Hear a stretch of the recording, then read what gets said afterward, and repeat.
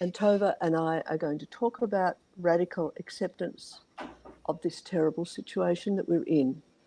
Intensive short-term dynamic psychotherapy is a psychotherapy that allows the patient to actually experience their repressed or hidden feelings in the moment. I'll pass you on to Tovah now, who will talk to you about her role. Thank you. Shalom. I'm Dr. Tovah Goldfine, living in Israel, originally from Philadelphia. I'm a specialist in mind, body, stress, disease, pain. For 34 years, I'm a chiropractor and specializing also in rehabilitation. Michael? Yeah, hi. Let's see. Okay, great. Someone's here. So I'm a filmmaker, and I'm one of the people who made All the Rage about Dr. Sarno. And we all decided to come together today, first to show the movie earlier, and then to use that as a stepping off point to talk about this very difficult situation we're in, and some of the techniques we can use that are related to mind-body medicine to help us find a little bit more grounding, a little more centeredness in this moment. And so what we discussed doing was starting this off with one technique you can do is kind of breathing exercises and meditation, which the breath is really the pathway between the brain and the body. And if we go to our breath, we're often able to calm our whole nervous system.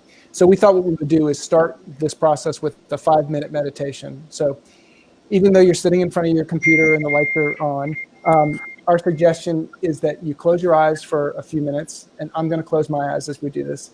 And what we're going to do is just do a 5-minute meditation, just as an example of how to ground before you do anything, have a discussion, do yoga, exercise, so that you get the most out of that moment and you can be the most present.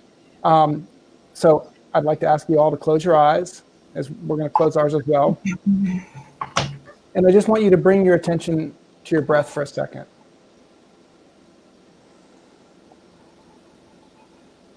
Just be aware of your breath. Maybe to start the process, take one nice deep breath in. Almost like turning on the engine of a car, and just let it come and go. And if you can, just keep your attention on your breath as you breathe in and out gently, just being aware of it. Notice as thoughts start to come in.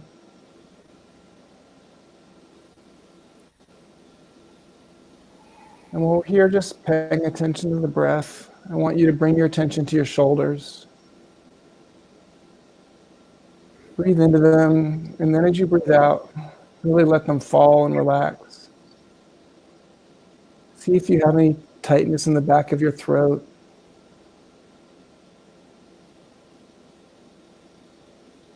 In this moment of calm, can you notice where you're possibly holding other tension in your body?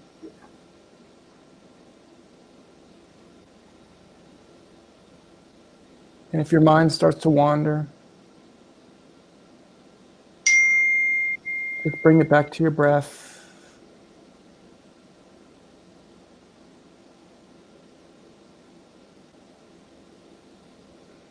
Now, if you can,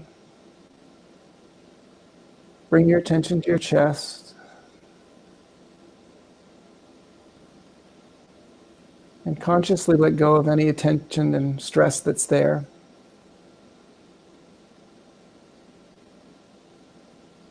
Move down and see if you have any tension in your hips.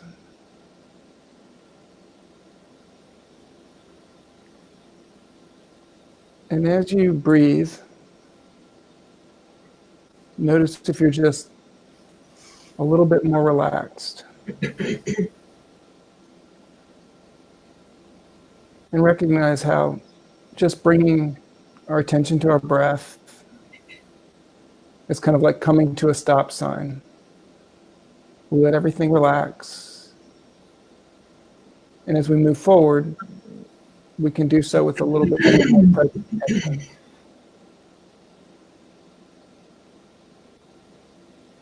So now just bring your attention back to your breath. And we'll do 4 more breaths together. With these breaths, I want you to breathe in for 4 seconds. Hold your breath for 4 seconds. And then breathe out for 4 seconds. Pause 4 seconds. Breathe in for 4 seconds.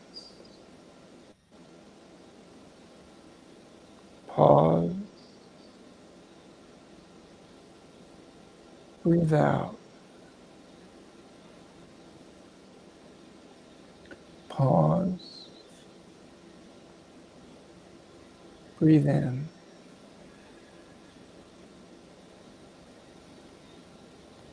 Pause. And breathe out. Now, slowly open your eyes. And Rose will talk to us a little bit about the work that she does. Okay.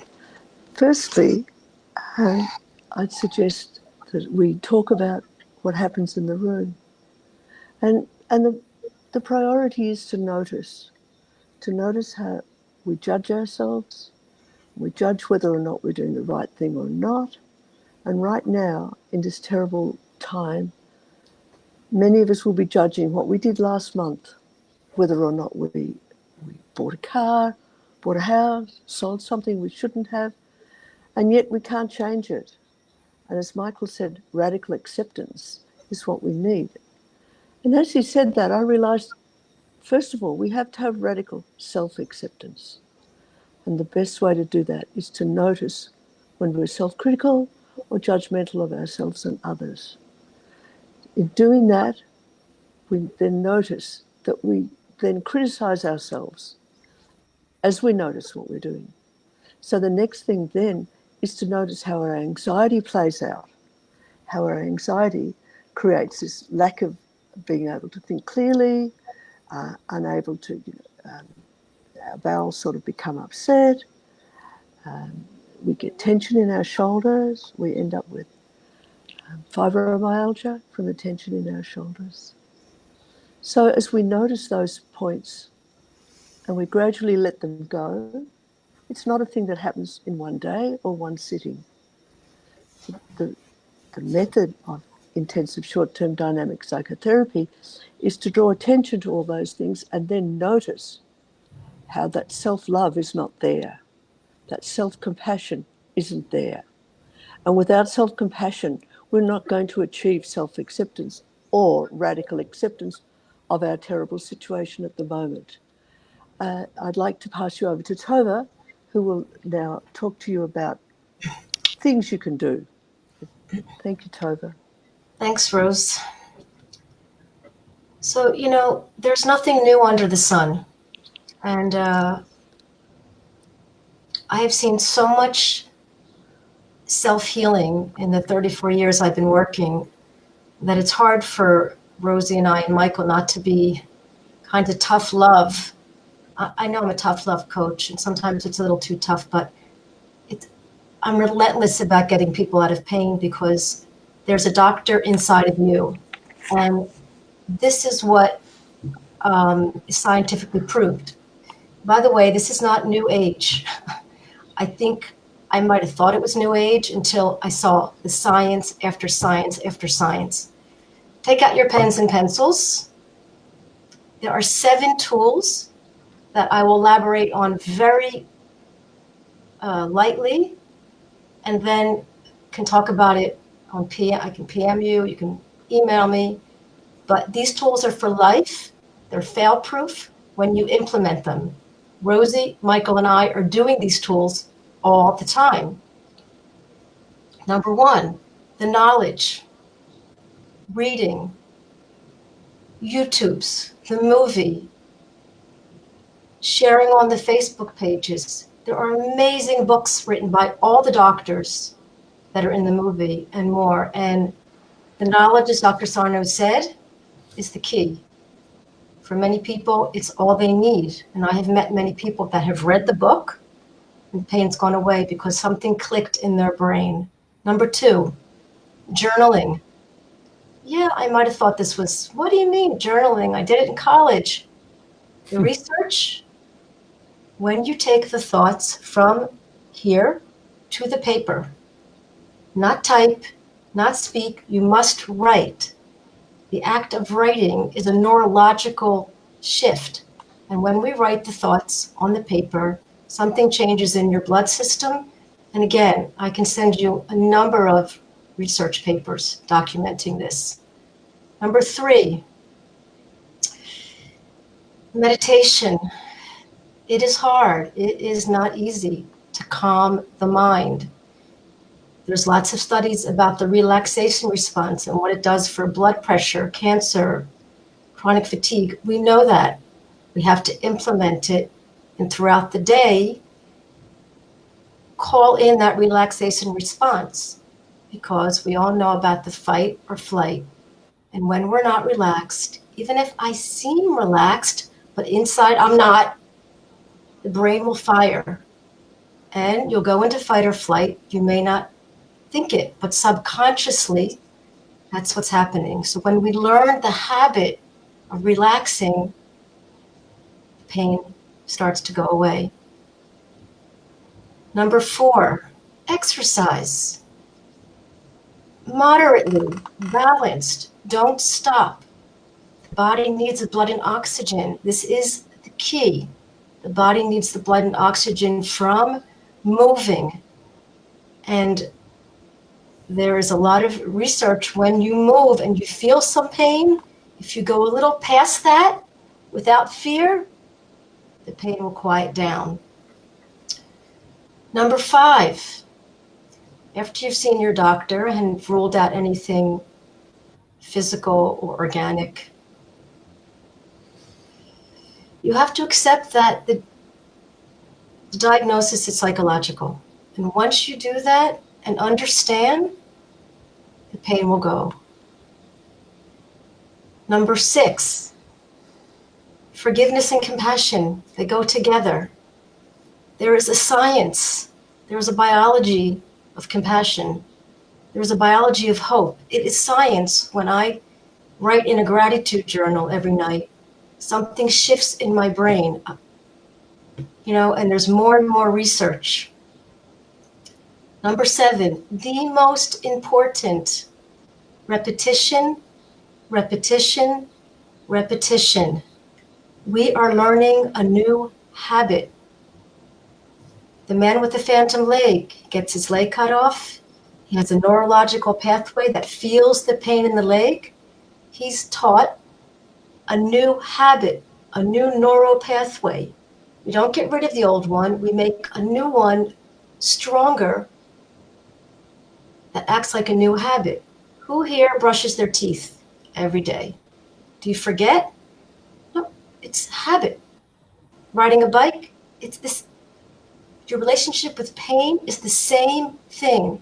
You will unlearn your pain. You will think away your pain, and the pain will cease to exist. So they're the outline of the tools.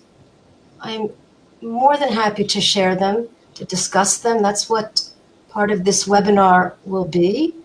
And it's not black or white. It's not black or white. It's the gray. And special people get TMS, strong and sensitive people.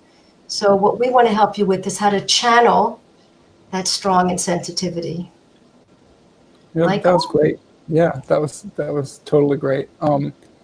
I really appreciate the idea that you quoted Dr. Schubiner, who wrote a book called Unlearn Your Pain. And I think that's just a really important idea. I think a lot of people who confront these issues really struggle with framing and how they view the world. And some of that is that, okay, now I understand this, I should be better, I'm not better. But one thing you talked about was this idea that it's a process of unlearning it. And for some people that may come in big stages. Like if maybe you start an economics class and the first 2 weeks you feel like you get it all. And then the next 7 weeks you feel like you're just lost. And the same thing is true with this as well. You may understand the ideas and it's great and have like a lot of progress and then feel like you plateau. It's just like anything else you try to learn, like learning the violin or learning yoga. At first, maybe things come easy and then it gets hard. And because I talk to a lot of people who have, having seen our movie, they say, so how are you? And I'm like, I'm fine. I'm doing great. But the truth is, I am doing great. I'm doing better than I was a year ago. Can't even believe how much better I am than a year ago. But, I'm human. And so things will come back. And this part of the reason we decided to have this webinar is this is a really stressful moment. Probably the most stressful moment in world history since the World War II, essentially, right? That we all are involved in this world moment, and that level of stress and that connection is very profound. So I just want to keep thinking about like everything you said. Every one of those 7 tools is a tool that we can use in this moment. Meditation, journaling, breathing, exercise, being thoughtful, being empathetic to ourselves. All of these are tools that we need as we get crushed together with our families and our whole lives and our routines are disrupted. So, yeah, and I know that you deal with that very directly, Rose, in dealing with patients, if you want to follow up on that. Pardon? Sorry? I said, if you deal very directly with these ideas. Oh, yeah, yeah. Well, you want to talk about your practice. Yeah. Well, in my practice, most patients have already done that.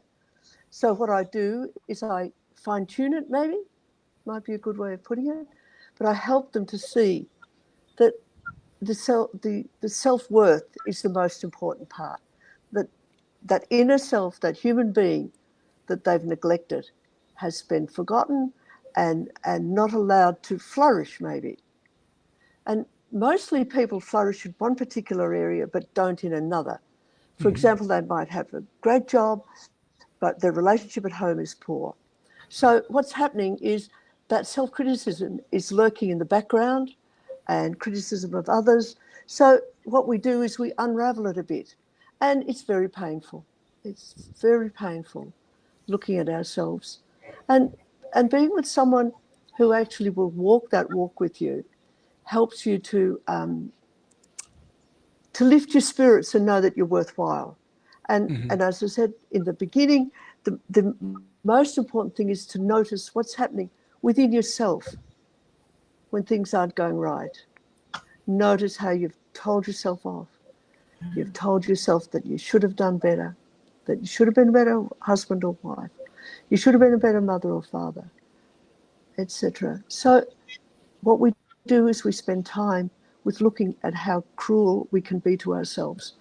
And then because ISTDP is also based on attachment theory, the memories come back of things that have happened in our childhood and how we've taken on board what other people have said as if it was true, whereas they may have said it in a moment of rage or whatever. Right.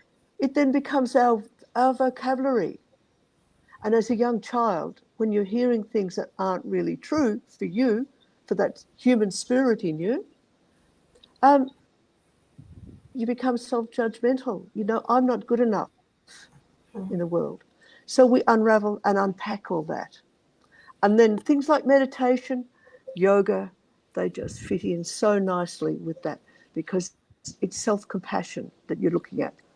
When you stop and breathe slowly and intentionally, like we did a few minutes ago, the body calms and it doesn't remember that it had to be careful about what it said or what it didn't say. So I think I've probably said enough for Well, you prompted me to think a little bit more about something I think about. That one of the problems we have sometimes when we want to be a good person and we want to take care of others is we have a lot of difficulty with boundaries. So we'll take on a lot of other people's needs.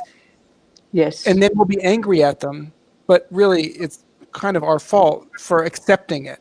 And sometimes we'll fall into a pattern with somebody else where we'll kind of keep taking on this thing that they need without being able to say, actually, I think you need to handle that for yourself, or that's a little too much for me.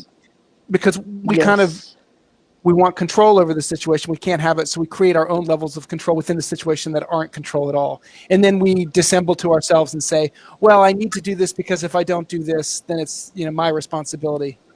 But other people's feelings, they're not really our responsibility. It's important that we acknowledge them, that we have empathy for them, but find a boundary to not take it on all for ourselves. But Michael, when you do that, then that self-talk says, I should have, I could have, why didn't I?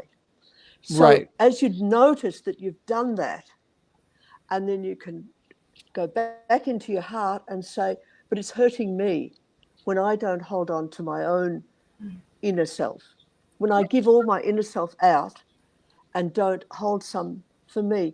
And one of the things I often use as an example is when we're on a plane, we're told immediately about the seatbelt, etc., and then we're told about the oxygen mask.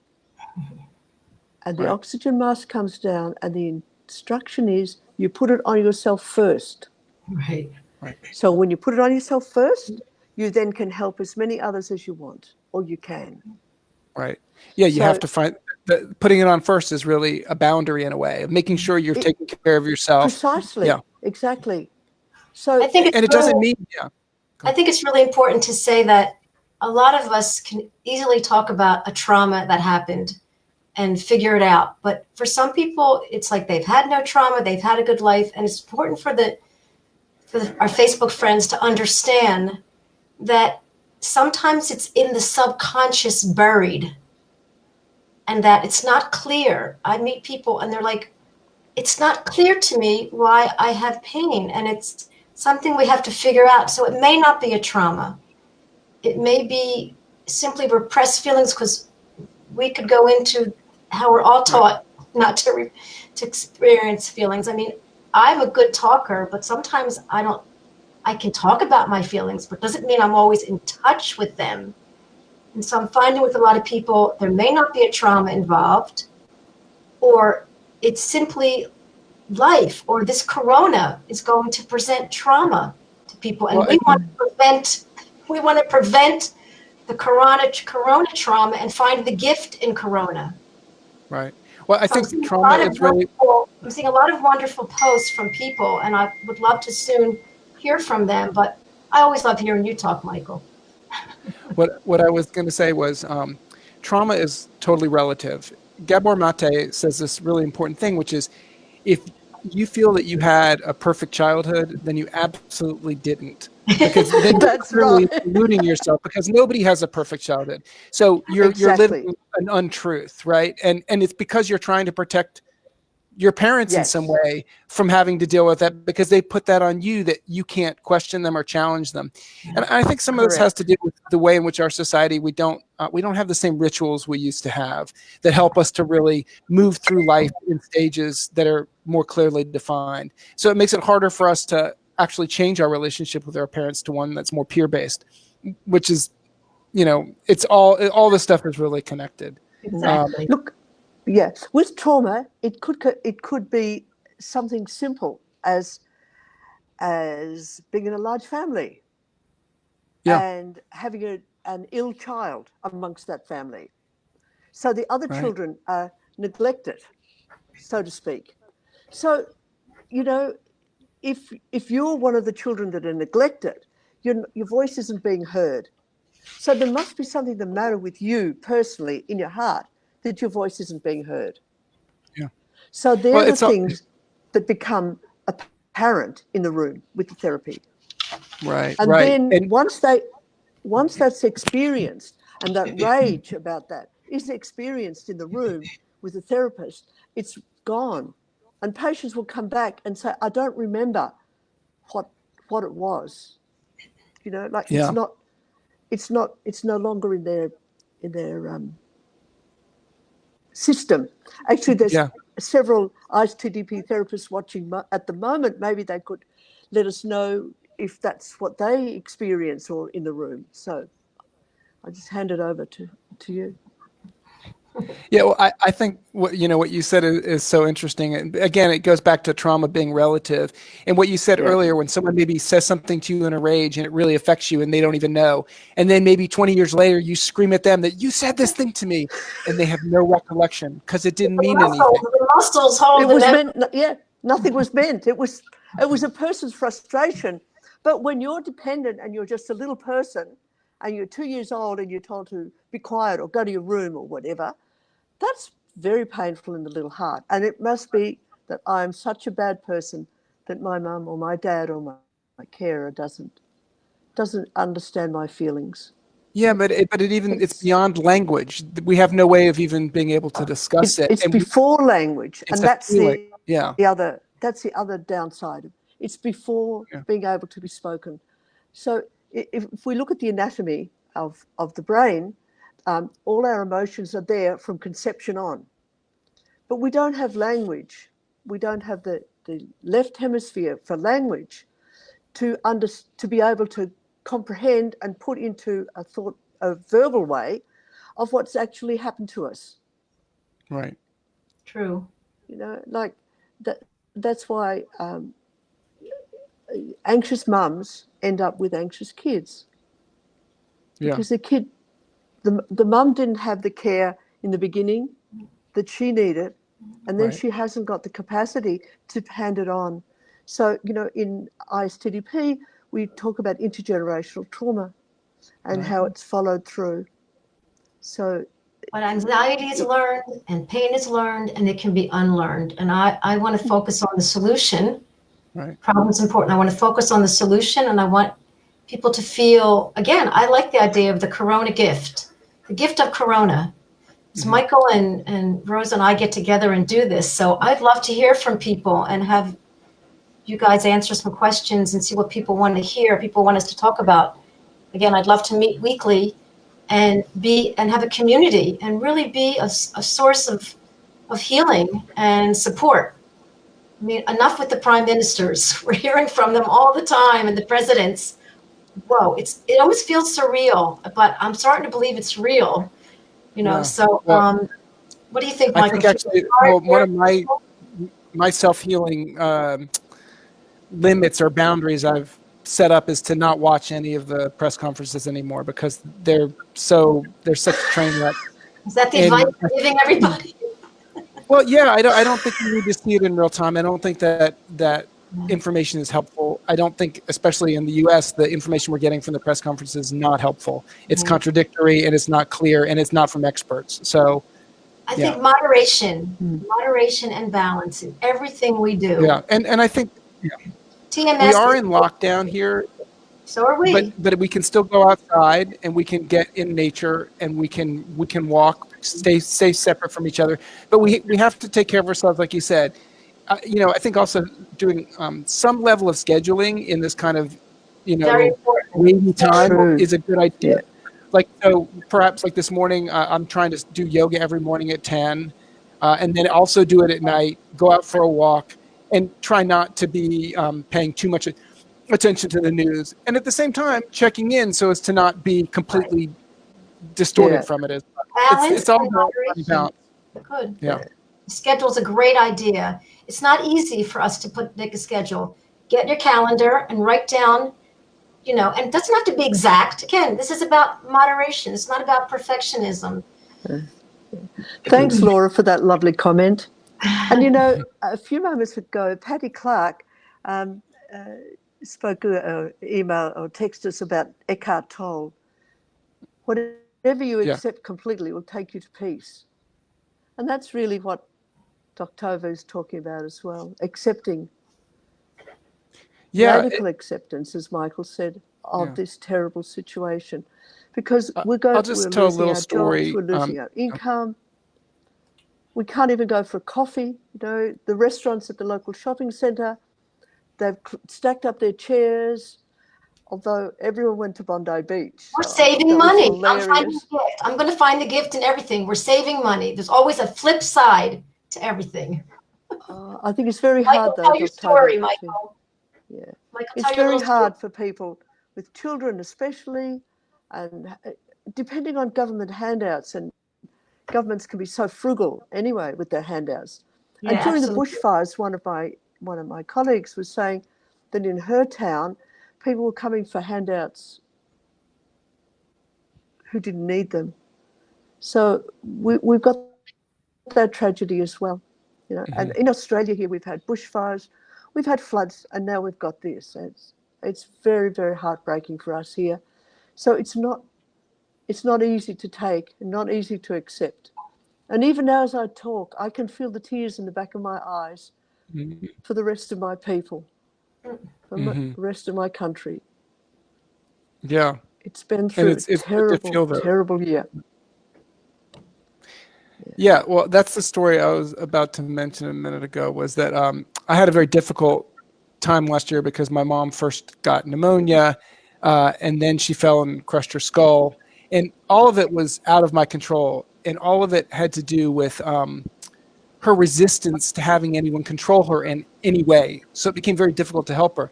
So it's this really difficult line of boundaries where I needed to help her, but she wouldn't let me. And so that was a really incredibly frustrating fulcrum point. And I just had to come to acceptance. Like, I'll tell you, I went to a meeting with her doctor and her social worker on a Monday to try and address the anxiety that was causing her to have small seizures. And she said, I don't have any anxiety. You feel that way. I don't. 3 days later, she fell because she had a little seizure and crushed her skull. And that was frustrating. But I just had to accept where she was at. So the next 4 months was this kind of up and down decline. And the more I was able to just accept her where she was and not try and fix her. I mean, the first few weeks were like, okay, let's do this and let's do this and let's do this. And finally, it was like none of it was doing anything, and it was all making her more stressed. So we just had to kind of let her pack up and move out every day or do whatever it was she felt she had to do and just be there with her. And as we did that, the tension went down. The acceptance that we were trying to help her and not try to control her started to grow.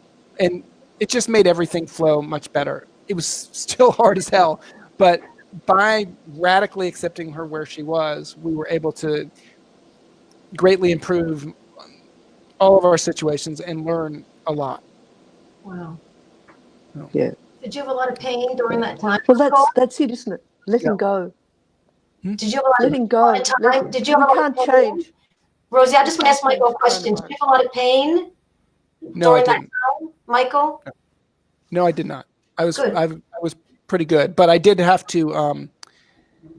It took some effort to get to the grief because I'm not very good at sadness. I had to take the last 6 months pretty easy.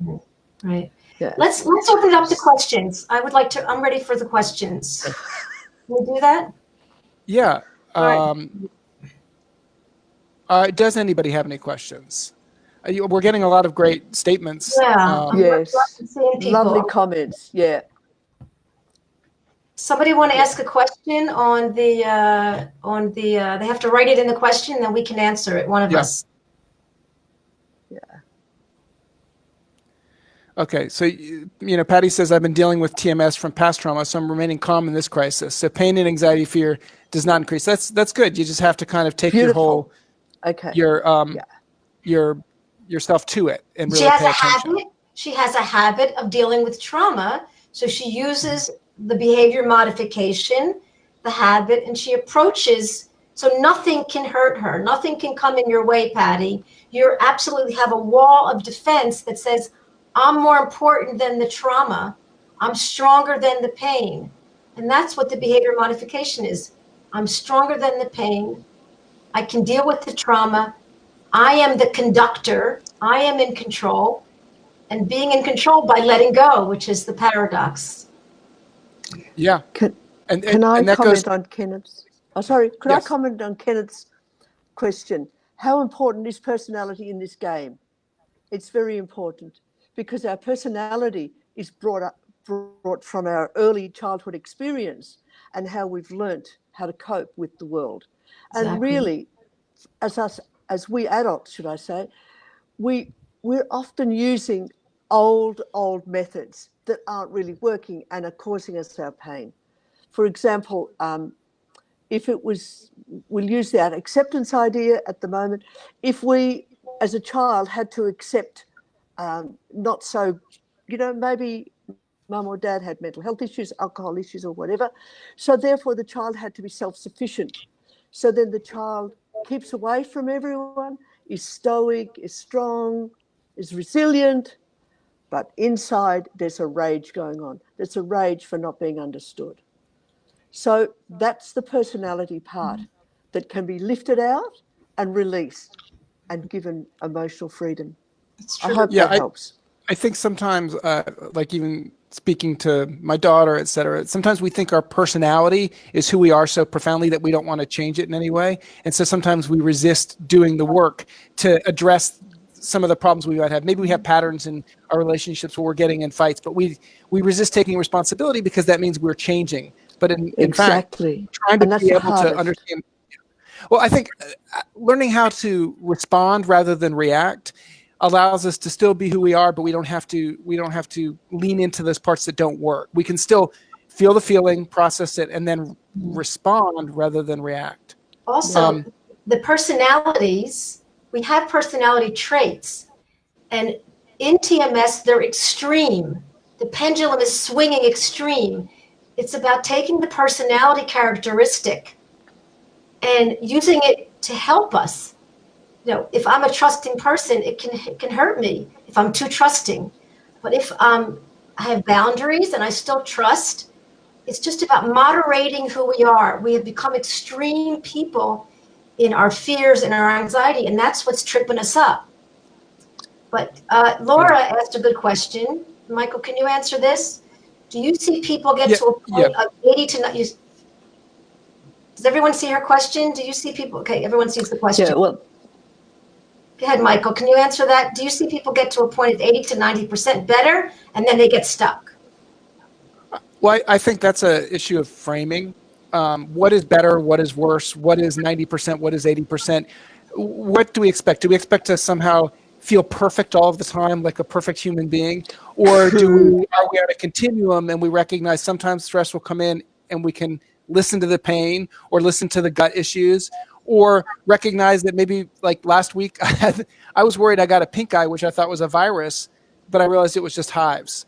And so sometimes when I'm stressed, I'll get a hive on my eye. And once my wife pointed it out, I was like, oh yeah, that's what it is. And then it actually stopped itching within a few minutes. It was still swollen for several days, but I realized, sometimes it'll just come out in different ways. So this idea of reading Dr. Sarno's book and then never having a problem in your life again, I think is a fallacy. Being able to then quickly address it is not. Yes. So that's how do you the use thing. this technique? Yeah. I tell you, the pain will never, no, I don't say the word never. The object is not to have the pain be gone. Because remember, we all get TMS. It's about when it gets chronic that it's imbalanced. Something is not right. Chronic pain is not normal. So that's what I want people to understand. Our goal is not to have the pain gone, but the pain is something we don't perceive as pain. We're mindful. It becomes a sensation. It's because, oh, there's that sensation. So I think it's important to understand this is about balance. And Dr. Sarno's work has been taken further and further by other doctors into balance and moderation. It's not black or white. And we TMS people are black and white, and we're learning how to be gray. Patty wants to know about resting the brain with fasting. Any thoughts on that? Yeah, I have actually some, which is, good. A lot of people will notice that when we have these physical issues, we don't want to focus on physical solutions. So I'd say even for myself, I resisted doing yoga for a while because I felt like that would be physical. But if you do a physical action in order to kind of help your body reset, rather than thinking it was going to cure the problem, it's really about perspective. So I actually have been practicing intermittent fasting for a couple of months now, where it's simply not eating after 8 or 9 o'clock and then not eating again till 10. So you give your body enough time to really process everything you've eaten and then restart. Makes sense. Yeah. Reset, as Patty says. Reset Michael, the mind. Or freeze, reset Michael? the thought pattern. Michael froze. There he goes. Yeah. Okay. Did you hear what I said, though? Okay. No, So anyway, but anyway, it's okay. All right. Well, the point is, can doing something physical be useful?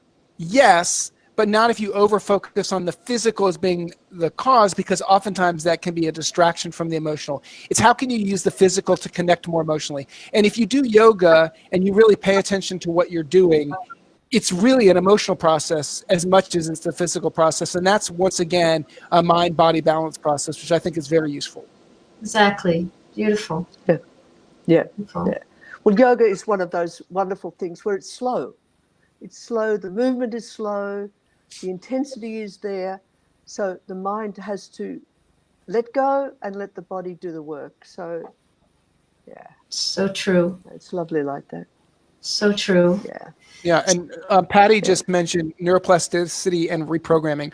I mean, they're the same thing, and it's a process, just like learning to play the guitar. And once you learn how to do it, it never goes away. Yeah. Which also means, though, that those old patterns are still there and can come out in difficult situations. So sometimes you'll think, "Oh, I've gotten over that thing," and then you'll do it again. Again, what does the phantom leg guy have to learn? He is used to feeling the pain every morning, every night. He is taught by biofeedback or whatever they did, he is taught to not feel the leg. He is taught to unfeel the leg. And it's a fascinating process. It's researched and researched again about taming the brain. We have to tame the brain. It's a perfect opportunity for us to understand our relationship with pain. And that's what this beauty of this work is. Yeah. I think when you say untame the brain, how did you put it? Tame the brain, sorry. Tame the brain. I got that from Laura Moore. Do you know? What's it? Mosley. From Mosley. In a way, what we really want to do, not untame the brain so much, but allow the brain to have a rest and to let the body do the work. So that the body, because the body is a monitor of and Freud discovered that, I believe. The body is a monitor of what the brain or what the unconscious is on about. And it's the unconscious that drives us. Like that bar of chocolate in the cupboard. Well, oh my God, it looks so good. And your mind says, well, I'm not going to eat it. But the unconscious says, oh, it's waiting for you. Right. So if we can get the body to connect to the mind and to the brain, we've then got homeostasis. So true. This is tied up very strongly with the vasovagal system, and Porges noticing here's the vasovagal system is activated. Here's an implementation example of what Rosie just said. Someone just said, wait, but I'm still stuck. Okay, here's an implementation. Here's part of the tools.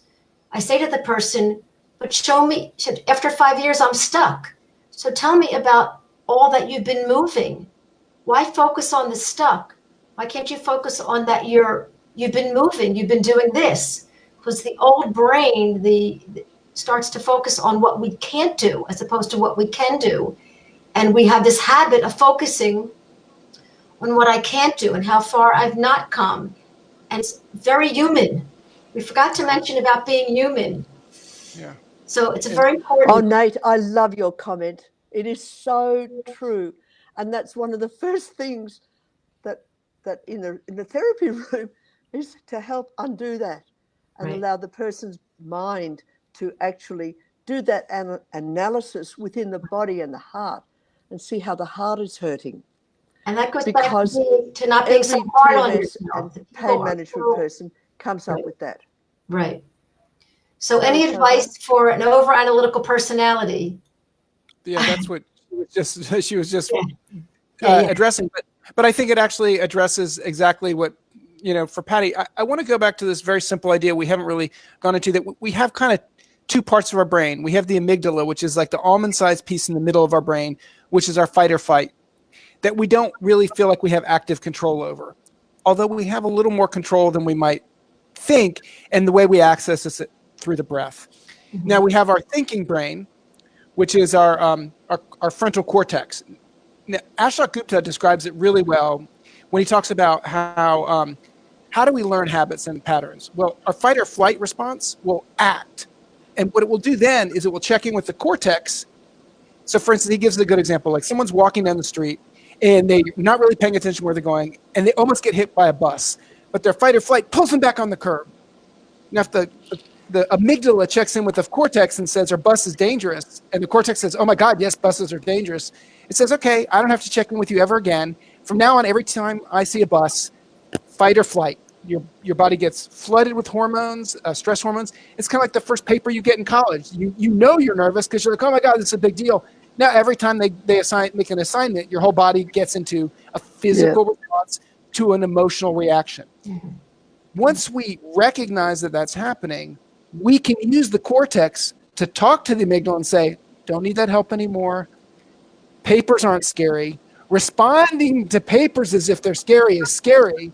You can really start to change that pattern. And it's way easier than you think in a way. You just have to stick to it. It's kind of like if you don't really want to learn to play guitar, you pick it up and you play it now and then, you don't learn how to play it. But if you really commit yourself, you lean into it and you say, I'm going to do this, you start to learn how to do it. And that's how you get unstuck, right? You look back down the pathway and you go, oh yeah, I guess I've come pretty far. But if you kind of are always looking forward and saying, I can't reach that goal, the goal's never going to get there. But if you look back, you go, my God. That's right. Yeah. Very good. Yeah. So I want to respond to, because what Michael's saying is that TMS people, like Sarno said, have a certain kind of personality. We're perfectionists.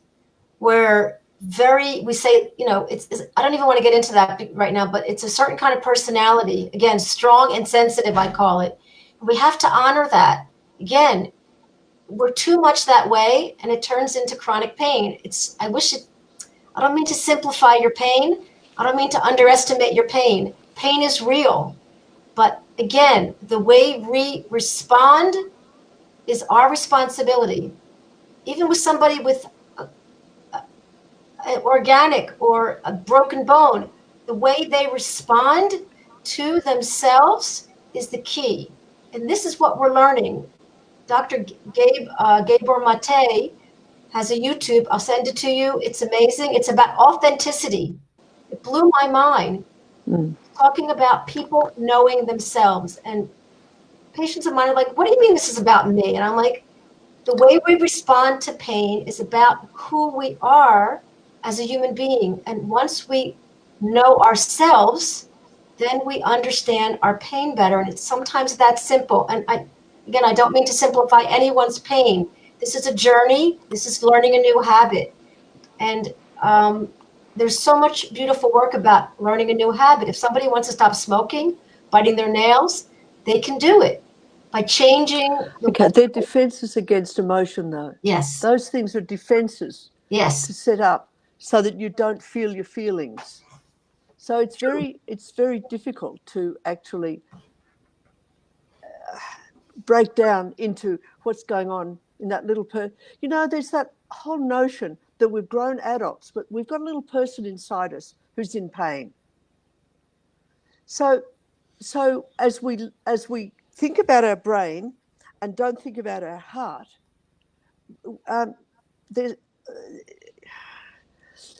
we need a connection with our heart all the time, not just occasionally.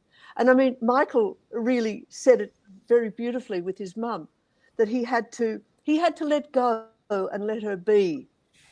So he reached into his own heart and saw the soul that his mum was, and allowed her to be. If she wanted to pack and unpack, he did it. He helped her. He didn't have his own agenda. He allowed his agenda to. But Rose, that's hard. To stay with him, Rosie. That is hard to do. Give us a tool. True, but how do we implement that? We just. How do we implement by being that? aware, Radical by being less self-critical. Yeah, empathy. By being open. Mindfulness. To what's going on as a little person. What'd you say, Michael? Mindfulness, empathy. No, I said empathy. Like really. So for me, that process started. Freedom. Gabor Mate told me to read A New Earth by Eckhart Tolle, or Tolle, however you say it. And I read it on a trip with my mom, who was incredibly anxious. And it was all about having empathy for that person. And I realized that so often she would be doing something that was difficult for me. And instead of, I wouldn't react to it, but I would close off. And so that would just make her more intensely try to get through. And so this time I resolved to just really be there for her in a way that she needed, even though that was hard for me, because what she needed was actually overstepping into my space. But once I made the space for that rather than resist it, it actually just dissolved, and the rest of the trip was fantastic. And that was really a life-changing experience. So I'm gonna be more clear. Like, we would go to the rental place and she'd say, well, do we need this? Do we need this? Do we need this? And I would be like, it's fine. You know, I would accept what she wanted to do, but be emotionally resistant.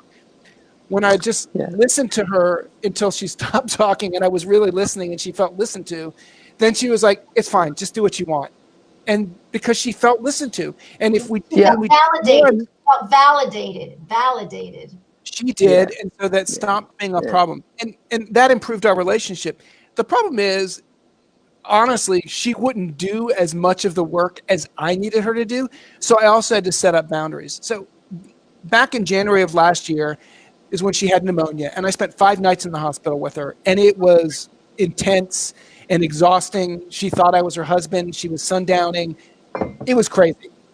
But I helped her get through that. Maybe I shouldn't have. Maybe she didn't need that extra time because it was so traumatic after that. But what I learned when she fell the next time was I had to limit how much time I was there. I couldn't be fully responsible. So the first night when she went to the ICU, and she got up and she had this traumatic brain injury. She's trying to pull out the wires. And I said, Mom, I'll see you tomorrow. I'm going to let them take care of you. And that night they had to strap her down, but I wasn't going to be helpful by being there. I was actually going to be in the way, and I knew it, and it was going to be painful to me. So I came back. I had to accept that it was going to be difficult for her and I couldn't solve it. Right. And so I had to do that over the next 4 months. I had to accept my own limits of if I didn't put on my own oxygen mask, I wouldn't be able to be there for 5 months. That's right. Boundaries. Yeah. So I had to. Yeah. Here's one of the tools. Here's a tool. It wasn't not a tool I said, but it comes under one of the 7 tools. When we take responsibility for someone else, pain, we must know our boundaries and know our limits. You know, it's very, very important to have limits. And I think that one of the characteristics of TMS patients is that it's a little bit of like we're acting like God. And that's our ego. Our ego is, I can do a lot of things. Why can't I get rid of this pain? And that's true. But the fact is, we haven't learned. We learned to go to work. We learned to raise kids. We learned to be a good husband. We have not learned how to understand pain. And that's about knowing yourself. And that's one of the tools. So be aware of this. Davenlu would say that's the punitive superego. It's the punitive part of us. Say it again, louder. That creates this desire to do more than enough. You know, there's always enough you can do to help yourself and others. But as Michael said, he knew he had to go home because it was traumatic for him and it was more traumatic for his mother. For he to be there. Yeah.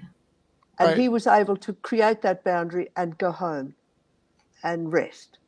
Yeah. So I'm thinking that's that realization, that self, you know, my ego is going to help me rather than be punitive. Right. My ego is there for me, and it's not there to criticize me or hammer me. And that's what I notice often with patients. Can I go back to Nate? Yeah. That people that are very analytical, they hammer themselves about being hard on themselves, and they must know more, and there must be more. There has to be something else. There has to be another MRI that will tell me why I've got that disc out. And Sarno says it's a normal abnormality. Yeah. And it's so true because, you know, when you look at x-rays, the abdominal x-rays, for example, people have got adhesions and it never bothers them. And other people have adhesions and they're crippled in pain. Exactly. So why is it that one person is crippled in pain, the other person has that normal abnormality and has no pain? So it has to be that concentration, that focus. And remember, Patty said about freezing and about empathy. Well, you know, you're going to freeze if you're being put under under pressure as a little kid to do something, to adhere to something. Mm-hmm.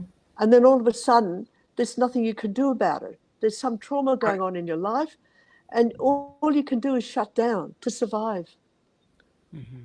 So very true. Yeah, I don't know. And going to what I have up on the screen with Patty is, you know, how do we know what we're repressing, and how do we tell that little child inside of us, well, that it's going to be okay or to calm down? But my wife and, you know, filmmaking partner Suki brought up a really interesting thing that she heard in this happiness podcast, and it's about how do we find empathy for that little child inside of us. We have to actually put it in the third person. And actually, it's interesting. It came from LeBron James talking about LeBron James. Like, what decisions does LeBron James need to make? So the researchers did research on this, that they asked people in a difficult situation to talk about themselves in the first person or the third person. And those who talked about themselves in the third person were able to look at themselves from a distance, which gave them more empathy.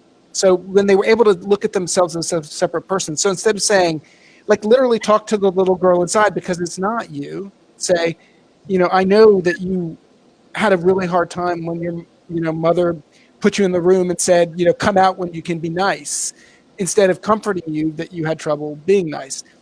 Now, here's a really interesting point here. This is where the empathy goes even deeper.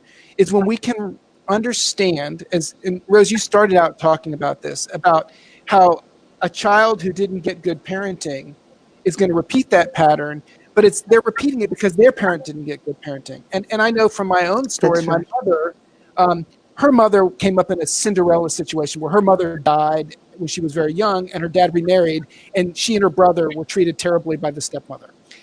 She did not have the ability to give love, so she didn't mother my mother very well, and then my mother didn't really know how to be a mother.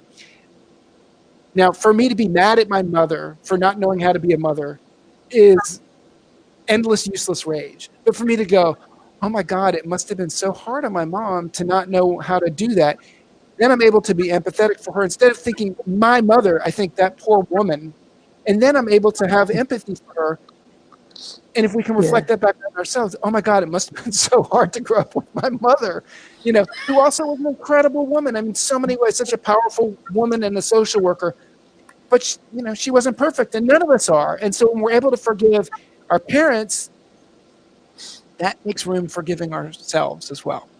Compassion and forgiveness, big. Yeah. Big. Okay. Well, you know, that's true.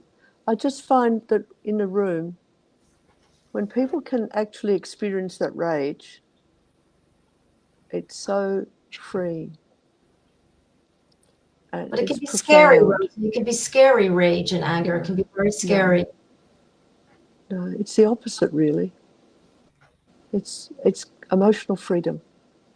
And as Michael said about the third person, sometimes when people don't want to actually go to that place, you can sort of say, well, how would you speak to that little girl who had that experience in a compassionate way? So to get them to move back into that compassionate mode for themselves, because we can't have radical acceptance until we radically accept ourselves. You know, we can't radically accept something external until we can put the mask on ourselves and be radically acceptance of ourselves internally. Mm-hmm. And until you do that, by actually observing the times that you tell yourself you're not good enough, I could have been better. One of the comments there with Karen, I'm the good little girl. And I thought, yes, you know, that's a painful position to be in and to hold it forever. And with LeBron James saying, well, in the third person, I can actually go there. But, you know, being empathetic with the third person, I just realized, is not really being empathetic with you, is it? It's just something that it gives you the space. It gives you the space to think of yourself. It does. Without it does. the same but you've got to bring it back to yourself then. You've got to do the next step. Yeah. Which is to bring it absolutely. back to But it gives you it gives you the critical the space distance to in do order it. to see yourself as a human in the same way you would be empathetic with someone else. Right. But I wanna often patients respond- will sit I in a wanna- room and tell me, "Oh, sorry." I just want to respond to Plaza Leaf. First of all, what a beautiful name. But I want to clarify this exact topic in a little different frame. And I learned this when I was in therapy years ago. So pain is protection, correct? Pain is protecting us. It's protecting us from something because when we were a little child, we had to develop this survival mechanism. So that's part of what the pain is. So what you have to say to the little child is, thank you very much. You did a great job. You were there for me. You helped me so much when I needed you.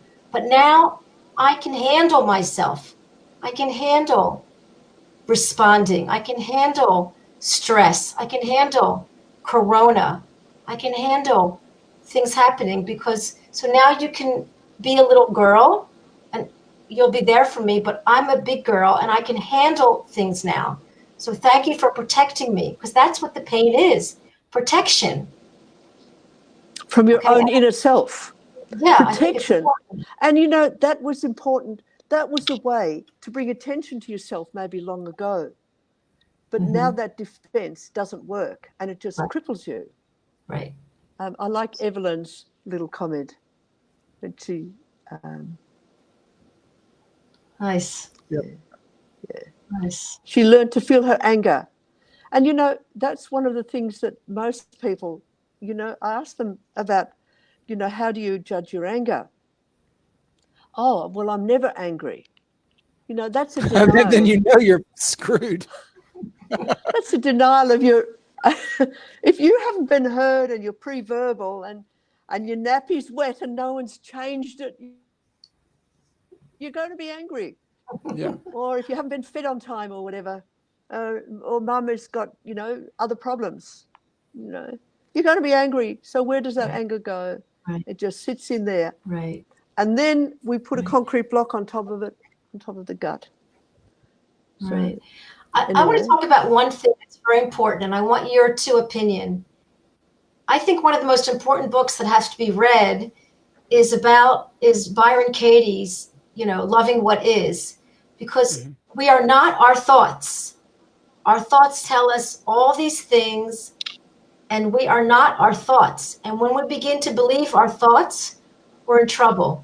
And I think this is a key. And let's simplify it for our friends on Facebook, that you are not your thoughts. And your thoughts are created by you. And the pain was created by you.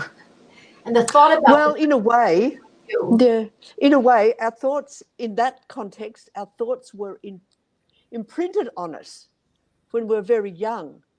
And that's my point, that when we have a punitive superego, when we have that punitive part that's always active, we can't get through to the real person underneath. Right. You know, because that activity is going on. I want to say a lot of that, I think, has to do with issues of shame. So oftentimes in our society, we use shame as a method of control, and then shame creates a blockage, it creates guilt, it creates all of these things. Yeah. And so once we recognize the structures, right? So I want to talk really briefly about Byron Katie is great, but there's also a book by, I can't remember his name, Michael something. It's called The Presence Process. Michael Brown wrote a book called The Presence Process. It's a 10-week meditation program. And Dr. John Sklar, who was briefly in our film, he insisted that I do that program. And it was very powerful. But each week you have a different mantra and a different thing you're supposed to focus on. So week 3 was about, if you're feeling angry, you need to separate from the situation and literally take responsibility for that anger, because anger is always about your framing of the situation, that what something did was not okay, right? And so that puts a judgment on what they did, but that judgment is involved with your sense of judgment of the world. So when you go to radical acceptance, you realize that, yes, it made you angry, but your reaction is an action. Your response, if something they did is out of line, you can respond without anger. If you react, it's with anger. And if you respond with anger, you're going to push into that space. Exactly. Okay, to go back a bit. Michael, if Yeah. you respond with rage, it's not helpful. But if you respond with anger, you are then powerful.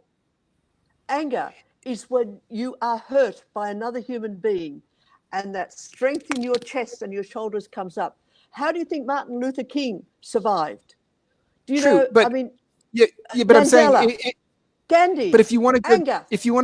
yeah, well, but I actually think there's some problem with that, because anger in itself, anger is separate from rage, but anger and rage are both a little bit blinding. Rage is definitely blinding, but anger makes us less present and able to respond, right? So we can feel the anger and let it go before we act. So you can recognize that it made you angry, and then how do you think, what's the most constructive way to move forward? Not repress that anger. Reinterpret that a little bit. Reinterpret Yep. that. And next time you feel anger, feel it in your body, in your chest, and the power that you've got with it. When you feel I'm that, agreeing. then you will act for yourself in Right, we're a agreeing. compassionate and loving way towards you. We're agreeing. What I'm saying is, though, the most productive way I found in dealing with situations. So, for instance, if someone's angry at you and then you respond with anger, it's almost like a nuclear reactor. There's no breaking Okay, point. that's rage. That's rage. Yeah, well, they're rest rage is discharge. Discharge, electricity going out. You know, being on that exercise bike. We're in agreement. We're just talking about we're talking linguistic issues. We're having semantic issues rather than things. Because I agree with you.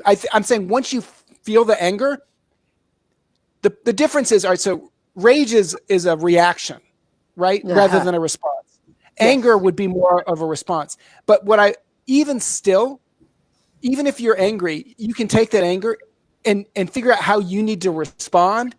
But when you go at somebody with anger, you're going to get an anger response, and then it's going to grow. That's not anger. That's rage.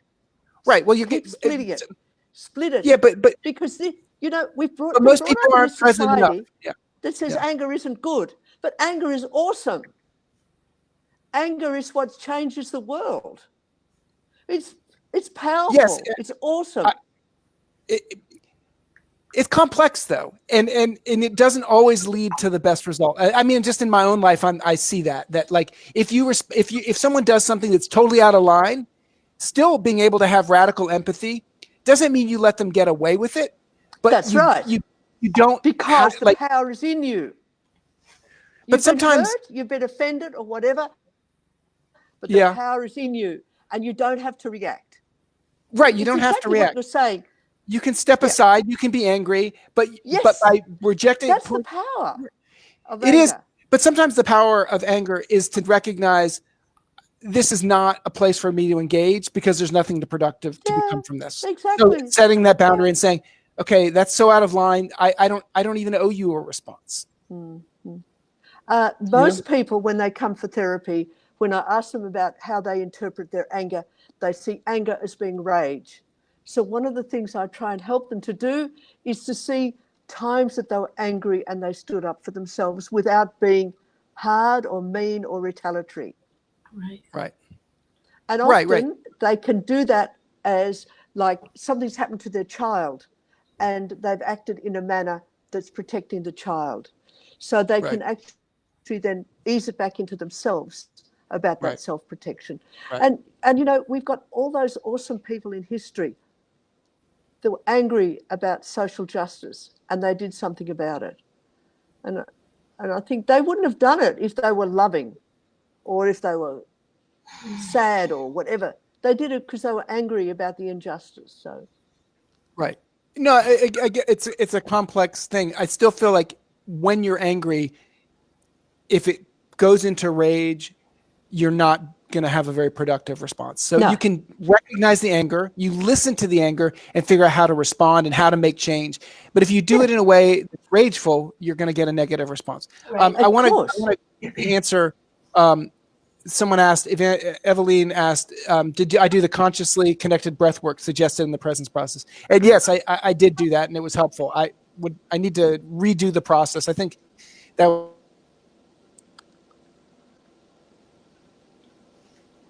Did you freeze? I think Michael froze again. Well, he'll come back in a minute. Oh, okay. He has to. Yeah. Kenneth says, isn't anger controlled rage? I think rage is discharge. Everyone has their own opinion. I think, I think as long as we're responsible, I want to mention another tool that I learned along the way regarding feelings and finding out whether we're angry. This is a question. How do you know what you're feeling? I get that a lot.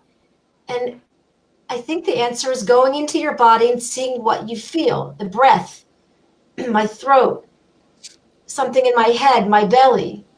So Rose and Michael, what if patients want to know what they're feeling because they want to understand the feeling and they're not connected?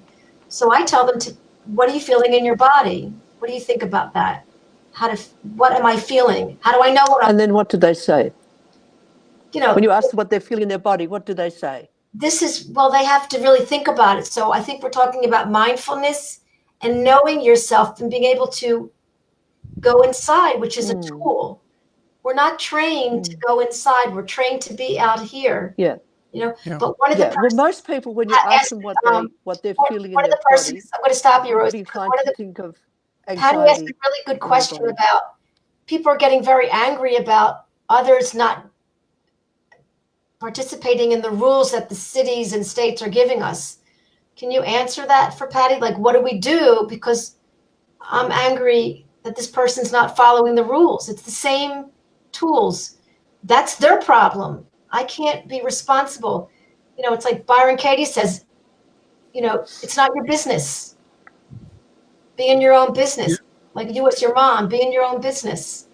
Be responsible. Well, I think this goes back to what I was saying. So if we're angry about it, we're not really able to respond in a way that figures out how to solve the problem. So yes, we should be angry, recognize we're angry, figure out we want to solve the problem. But then when we communicate it, if we do it in an angry way, we often push people away. And it's kind of the same thing right. to me with questions about Dr. Sarno, or if I've learned I can present the idea to someone. If they're angry about it, it's fine. That's not my fault. I don't feel responsible. Exactly. But I'm also not going to have an argument about it because they're not listening. And it's kind of like, how do we deal with this issue where people aren't social distancing? We can take care of ourselves. We can try to reach out to our community, but we can't control it. And it is frustrating. And sometimes the government has to step in and make demands. It's true. But we can also pressure our government to do that. Rose, I want to let you finish what you were saying about the symptoms, about feeling the anger. You were about to say something a moment ago. Oh yes. Well, when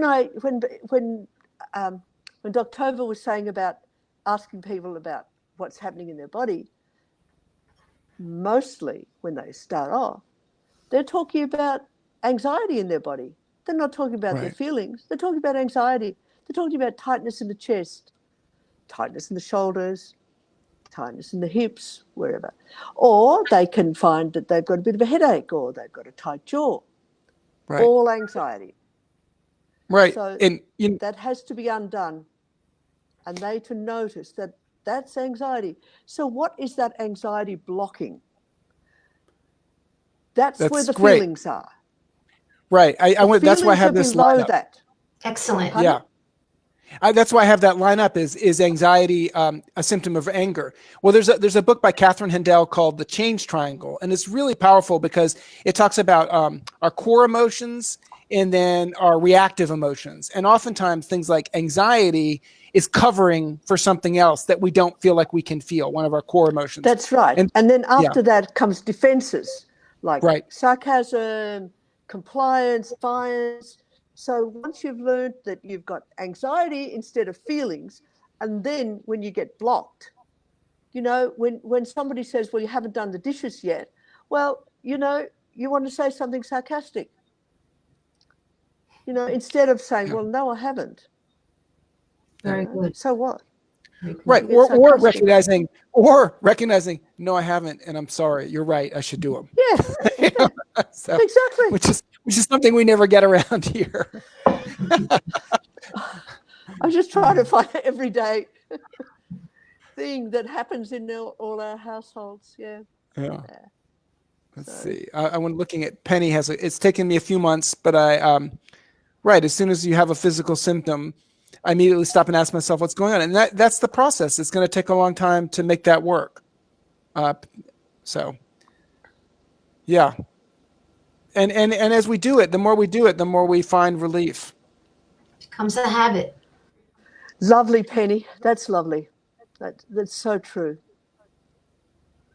Patty says she's not repressing anger. I want to talk about how do we repress anger. The brain decides. Okay. Patty, give us a bit more, because you're not repressing that anger. By repressing the anger, it comes out as rage. If you see it like that, anxiety's on top, tension, pain, chest pain, or whatever, pain is on top. So the anger is repressed. So it becomes discharge, and it then comes out as a nasty comment, retaliation, whatever, rather than acknowledging that you're angry because someone has offended you, hurt you, put you out, or whatever. And just acknowledging. I think that goes Michael. to issues of I'm sorry. I thought you were done. I was going to say I think sometimes that goes into issues of control. Like for many of us, we have a need to control situations, but we don't have the power to. We didn't early in life, so we find kind of sideways ways of wanting to control it or repressing that need for control. And so you mentioned that you're angry, but maybe not aware of just how angry it makes you, because it feels like this lack of control. I need to be able to control this, and I can't. Yes. And that's where radical acceptance comes in, is like you recognize you can't, you stop the anger and you think, well, what can I do to address the situation? How can I do it productively? Yeah. And sometimes you can't. And sometimes it means just letting go of it, just accepting there's things that you can't control.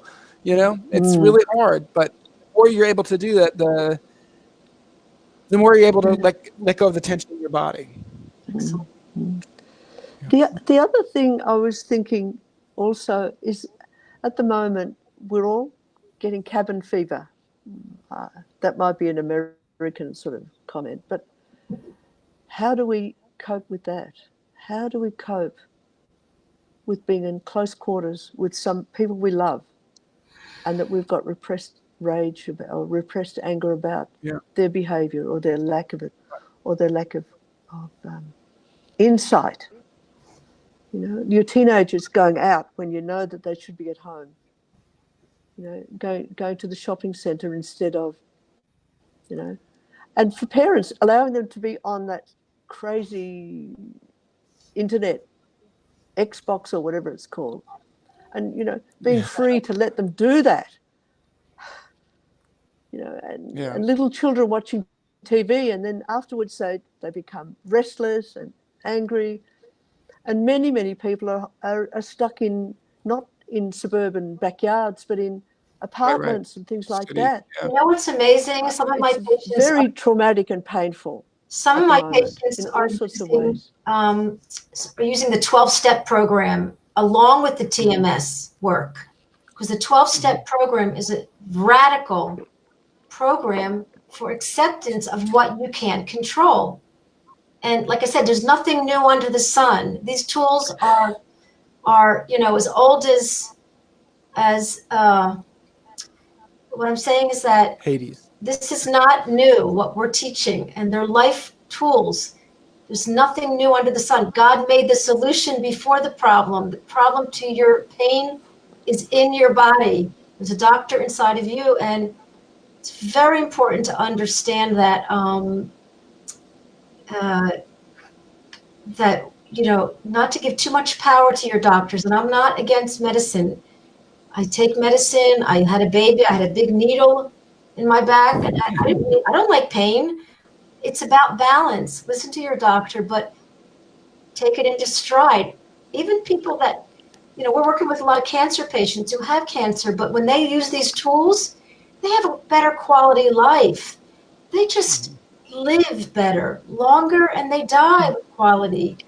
And I'm not even going there about death because, I'm going to live to 120 here in Israel. But anyway, I just think that I'd love to have a community here with these people and more.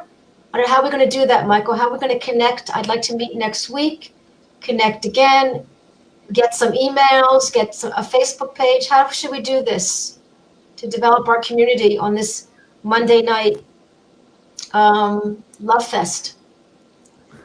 Okay. Can I just comment about what Penny just wrote before we wind up? Penny just said, can Dr. Sarno's methods help with mental health issues? Absolutely, Penny. The whole idea of recognizing the rage that's within you. It doesn't, with mental health issues, there's splitting, there's all that stuff happening. And if we begin to recognize that it's anxiety that's created this pain mentally, yes, it's very easily transferred over. Fantastic. Go ahead. You know what? I think I think you're right. I think it's probably time to wind down. And maybe I think we should we end with another 2-minute meditation? I love meditation. I need to learn meditation more. Right. So let's just, because I think a lot of people, I think even the people listening, I think everyone says, well, meditation is not for me. So if we just do a 2-minute guided meditation, and then to answer your question, we'll keep sharing. I don't know if I'll be here every week, but I'll help you spread the word through the Facebook, All the Rage Facebook page. And I was already talking to a lot of other people like Ralph Ruiz and other people who can come on, because there's a whole wealth of people that you guys are wonderful, have great insights. You don't need me. You just need to continue this. So sometimes I'll do it, sometimes I won't, but we'll help get it going. When you leave, I'm going to have some pain. Lovely. Now listen, I think everyone should leave their email or their let us know if you need information. I have a lot of free information that I get online that I help people with. I do work with people as a coach, and so does Rosie and Michael. Why don't you comment with your website or how to reach you in the comments section, and then people will be able to find you. And same with you, Rose. Okay. Yeah. Great. No worries. Well, I've moved to Skype instead of face-to-face now. So Yeah. Great. So, go ahead and put your addresses on. Where did I write that, Michael? I'm not getting that. Do we have to do it now? Oh, host chat. Host chat? Yeah. Okay. We can't.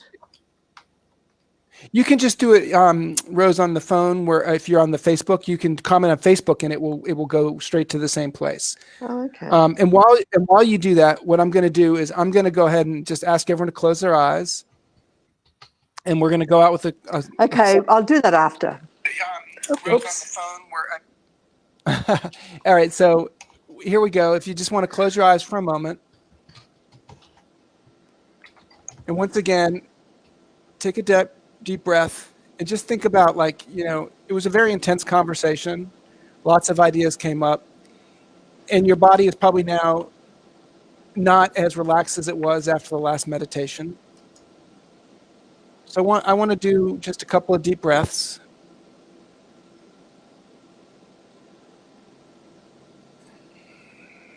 And as you just breathe in and out, let your body breathe. You don't need to control your breath. Just pay attention to what it wants to do. And as you do that, I want you to focus on just being grateful for having this community and the connection that we're here meeting from all over the world. And one thing the coronavirus is showing us is just how deeply connected we are. In 70 days, it traversed the world and connected us. So it's both a terrible thing, but if we can change our perspective on terrible things and recognize that they also can create new pathways and new awarenesses, that can be useful. When I was stuck on the floor, I guess it's almost 10 years ago now, which is hard to believe, I listened to a meditation from Ashok Gupta. And on that meditation, he said, that which you resist will persist. So when we resist our pain, rather than turn to it with gratefulness for what it's showing us and what it's teaching us and what it's helping us to learn, the more powerful that pain becomes. When we accept that pain, just as we accept somebody's anger, we let it pass through us rather than resist it, the more it dies down. So it's really finding that centered place through our breath that really helps us to find calmness in our body. The breath is the passageway between the brain and the body, the mind and the spirit and the physical being. And we can just bring our attention to our breath.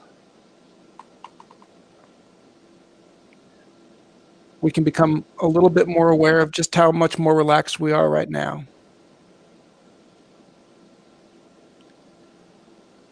So I want you to take one more deep breath and either have a wonderful day after this, or a deep sleep, or a pleasant evening meal. And just lean into being a little more grateful for everything that you have. All right, thank you guys all for coming. We really appreciate it. And we'll try and keep. Hope to see you next week. Be safe. Bye. All right. Goodbye, guys. It was nice having this.